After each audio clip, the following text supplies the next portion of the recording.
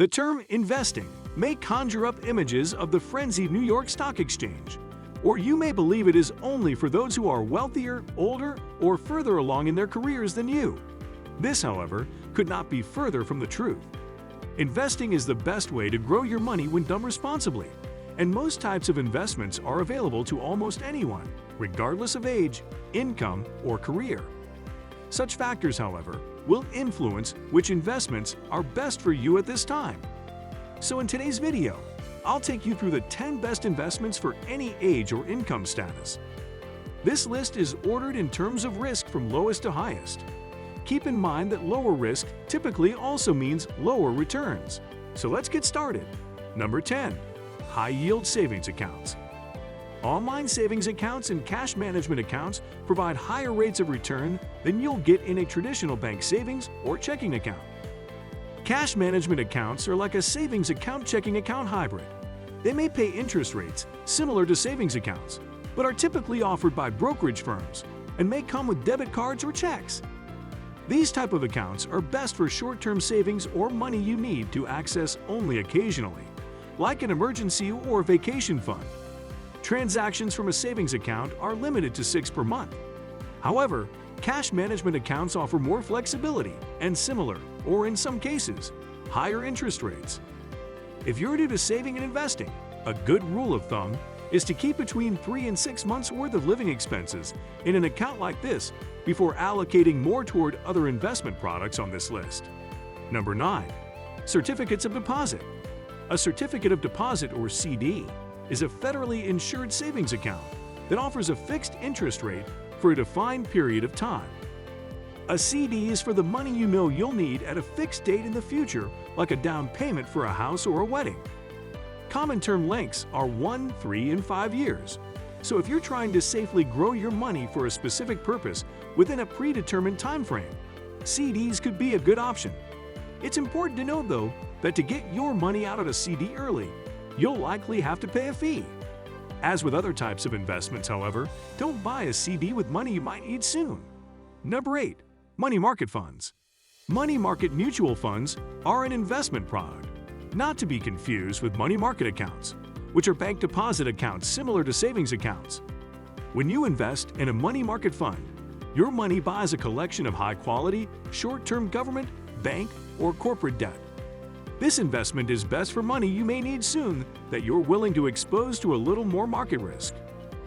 Investors also use money market funds to hold a portion of their portfolio in a safer investment than stocks, or as a holding pen for money earmarked for future investment.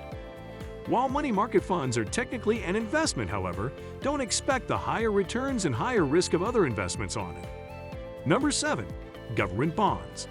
A government bond is a loan from you to a government entity, like the federal or municipal government, that pays investors interest on the loan over a set period of time, typically 1 to 30 years. Because of that steady stream of payments, bonds are known as fixed income security. Government bonds are virtually a risk-free investment, as they're backed by the full faith and credit of the U.S. government. However, in exchange for that safety, you won't see as high of a return with government bonds as other types of investments. If you were to have a portfolio of 100% bonds as opposed to a mix of stocks and bonds, it would be substantially harder to hit your retirement or long-term goals. It is a good investment for conservative investors who would prefer to see less volatility in their portfolio. Number 6. Corporate bonds. Corporate bonds operate in the same way as government bonds, only you're making a loan to a company, not a government. As such, these loans are not backed by the government, making them a riskier option. And if it's a high-yield bond, sometimes known as a junk bond, these can actually be substantially riskier, taking on a risk-return profile that more resembles stocks than bonds. This kind of investment is best for investors looking for fixed income security with potentially higher yields than government bonds and willing to take on a bit more risk in return. In corporate bonds, the higher the likelihood the company will go out of business, the higher the yield. Conversely, bonds issued by large, stable companies will typically have a lower yield. It's up to the investor to find the risk-return balance that works for them. Number 5. Mutual funds. A mutual fund pools cash from investors to buy stocks, bonds, or other assets. Mutual funds offer investors an inexpensive way to diversify, spreading their money across multiple investments to hedge against any single investment's losses. This type of investment is best for those saving for retirement or another long-term goal. Mutual funds are a convenient way to get exposure to the stock market's superior investment returns without having to purchase and manage a portfolio of individual stocks. Some funds limit the scope of their investments to companies that fit certain criteria, such as technology companies in the biotech industry or corporations that pay high dividends. That allows you to focus on certain investing niches. Number 4. Index funds. An index fund is a type of mutual fund that holds the stocks in a particular market index. The aim is to provide investment returns equal to the underlying index of performance, as opposed to an actively managed mutual fund that pays a professional to curate a fund's holdings. Index mutual funds are some of the best investments available for long-term savings goals. In addition to being more cost-effective due to lower fund management fees, index mutual funds are less volatile than actively managed funds that try to beat the market. Index funds can be especially well-suited for young investors with a long timeline, who can allocate more of their portfolio toward higher-returning stock funds than more conservative investments, such as bonds. Number 3. Exchange-traded funds. Exchange-traded funds, or ETFs, are like mutual funds in that they pool investor money to buy a collection of securities, providing a single diversified investment. The difference is how they are sold. Investors buy shares of ETFs just like they would buy shares of an individual stock. Like index funds and mutual funds, ETFs are a good investment if you have a long time horizon. Beyond that, ETFs are ideal for investors who don't have enough money to meet the minimum investment requirements for a mutual fund, because an ETF share price may be lower than a mutual fund minimum. Number 2. Dividend stocks. Dividend stocks can provide the fixed income of bonds, as well as the growth of individual stocks and stock funds. Dividends are regular cash payments companies pay to shareholders and are often associated with stable, profitable companies.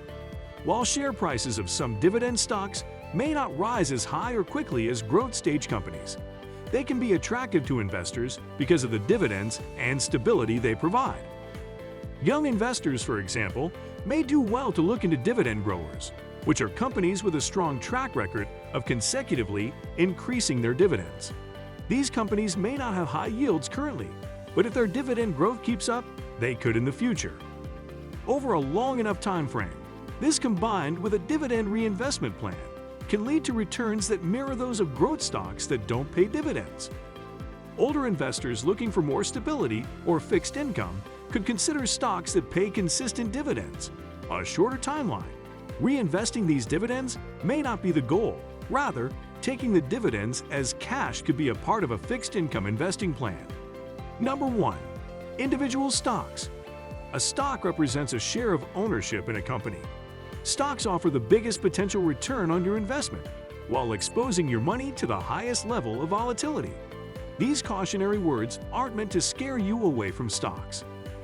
Rather, they're meant to guide you toward the diversification that buying a collection of stocks through mutual funds provides, as opposed to buying individually. Best for investors with a well-diversified portfolio who are willing to take on a little more risk. Due to the volatility of individual stocks, a good rule of thumb for investors is to limit their individual stock holdings to 10% or less of their overall portfolio. Thank you guys for sticking with me to the end of this video. If you found this video useful, please do well to give it a thumbs up. And don't forget to hit the subscribe button too for access to more content like this.